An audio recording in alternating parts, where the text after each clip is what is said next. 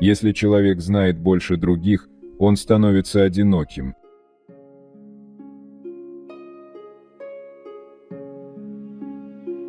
Депрессия подобна даме в черном. Если она пришла, не гони ее прочь, а пригласи к столу как гостью, и послушай то, о чем она намерена сказать.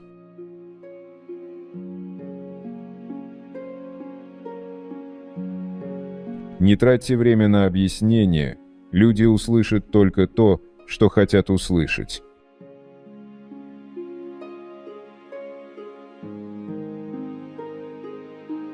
Никогда не меняй ближнего соседа на дальнюю родню.